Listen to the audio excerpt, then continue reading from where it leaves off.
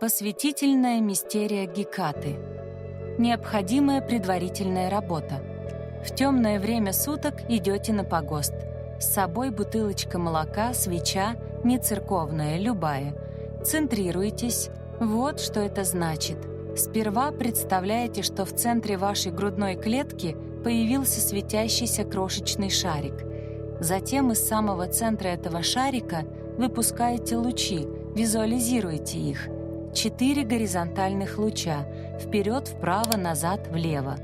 Каждый луч тянется до самого горизонта, за ним нужно следить внутренним зрением.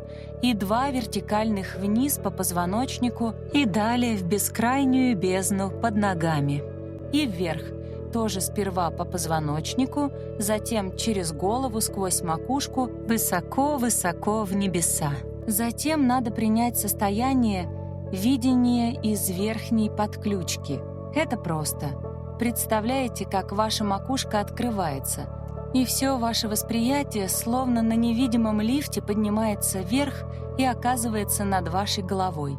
Вы смотрите из точки над своей головой, слушаете оттуда же, распознаете запахи, анализируете тактильные ощущения, все только этой точкой. Попробуйте и сразу же увидите, насколько расширяется и утончается ваше восприятие. В таком состоянии следует найти самое энергетически емкое место погоста. Вы его почувствуете. Выливаете на землю молоко, зажигаете свечу, произносите «Во славу Гекаты». Можно какое-то время понаблюдать за огоньком, после чего уходите, не оборачиваясь. Если совсем все нутро противится такой предварительной работе, погост можно заменить походом на лесной парковый перекресток. Делается это строго в одиночестве, в стае не сбиваемся. Лирическое отступление. Многие начинающие маги хотят работать в ковене. Скооперироваться со всеми, найти друзей по интересам. Ничего плохого в этом нет. Магия порой обосабливает человека от социума. Ты либо скрываешь свои практики от окружающих, а ведь иногда так хочется поделиться, это же волшебство, это же чудо, соучастником которого ты являешься, либо не выдерживаешь и делишься с риском прослыть странненьким. Я ничего не имею против работы в ковене, у меня самой есть несколько таких проверенных групп, но никогда не забывайте о том, что перед лицом магии, как и перед лицом смерти, вы всегда одиноки. Вы ничему не научитесь, если будете практиковать только в группе. Итак, предварительная работа совершена. Теперь вам следует построить алтарь. На алтаре статуэтка Гекаты, можно распечатать картинку, которая вам больше всего отзывается. Свечи черные, белые, серебряные, рис, молоко, мясо, мед, причастие, белое вино.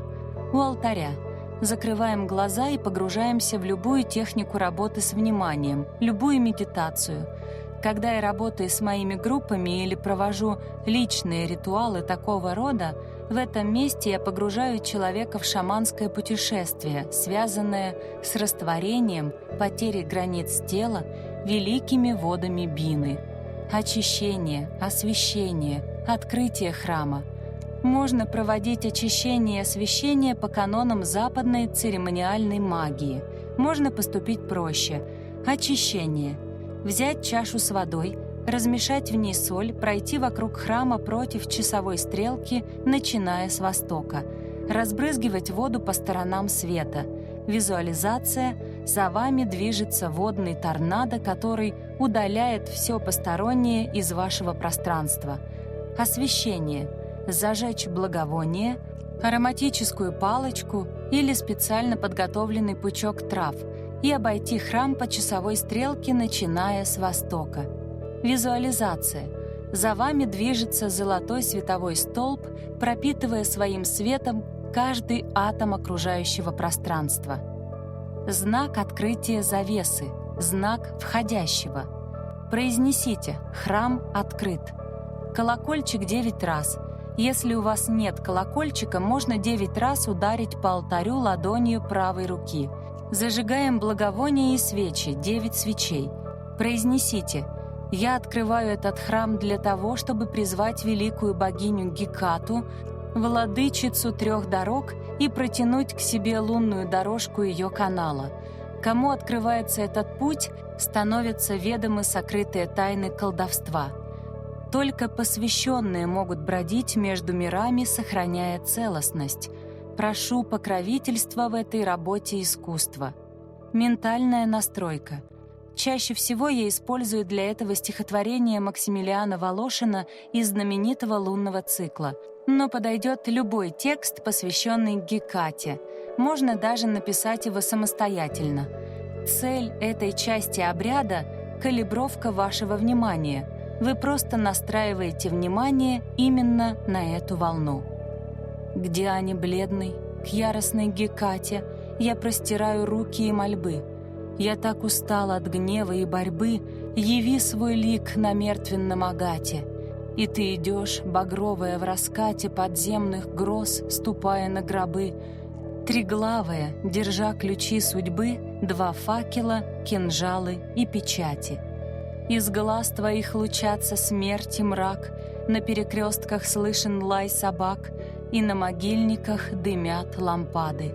И пробуждаются в озерах глубины, точа в ночи пурпуровые яды, змеиные, непрожитые сны. Далее вы можете начертить вызывающую гексаграмму Луны над вашим алтарем.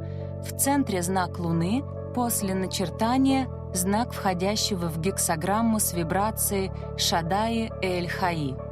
Дыхательная практика, эвокация, инвокация — это самая важная часть вашего воззвания. Именно после нее вы почувствуете, что новая энергия появилась в вашем помещении. Берем греческое имя богини — Экати, медленно тянем или шипим его на выдохе, также медленно принимаем в себя на вдохе. И так дышим какое-то время, минимум 100 циклов дыхания. Дальше можно произнести воззвание. Подойдет любое, например, «Силой Луны призываю хранительницу врат и ключей, Экати, черны твои крылья, белые глаза твои, освети своими факелами мой путь, и да буду я храним на этом пути твоими красноокими псами. Сохрани меня от всех, кто станет мне преградой. Сохрани их от меня». Центральная часть этого ритуала — причастие. Можно поставить 9 маленьких рюмочек или пить из одной рюмки, но распределить причастие на 9 глотков. Перед каждым глотком произносится фраза. Перед каждым глотком фиксируйте свое внимание в указанном месте. Фиксация над головой, словно представляете, что над вашей макушкой завис серебристый шарик. Я принимаю защиту и покровительство великой Гекаты. Глоток. Фиксация ваджная. Представляете, что на вашей переносице распахивается еще один глаз. Я принимаю силу ясного видения и ясного знания. Глоток. Фиксация за спиной. Можно представить, что ваши покойные кровные родственники стоят за вашей спиной. Лица их спокойны, но они улыбаются вам глазами. Я объединяюсь с великими магами древности и наших дней, которые работали и работают под покровительством Гекаты. Глоток. Фиксация по-прежнему за спиной. Я принимаю дар общения с мертвыми. Глоток. Фиксация в анахате. Представьте, что внутри вашей грудной клетки распускается объемный светящийся лотос. Я принимаю дар исцеления ее именем. Глоток. Фиксация над головой. Я принимаю дар свободно бродить между мирами, сохраняя целостность рассудка и тела. Глоток. Фиксация на всем позвоночнике. Я принимаю ключ от всех дверей. Глоток. Фиксация на нисходящем потоке. Почувствуйте, как сверху на вас снисходит нежная серебристая энергия. Я вхожу в канал великой богини Гекаты. Глоток. Фиксация на лотосе в груди. Я принимаю ее любовь. Глоток. Визуализация защитного купола, который стекает сверху и словно погружает вас в световое яйцо. Можно сделать его зеркальным в визуализации. Посидите какое-то время в этом состоянии. Не торопитесь завершить ритуал. Важные инсайты могут прийти именно в это время. Дальше нарисуйте изгоняющую гексаграмму Луны над алтарем. Закрытие храма. Знак закрытия завесы. Произнесите: «Храм закрыт. Я благодарю каждого духа, который мог принять участие в этой работе искусства, и отпускаю вас с миром».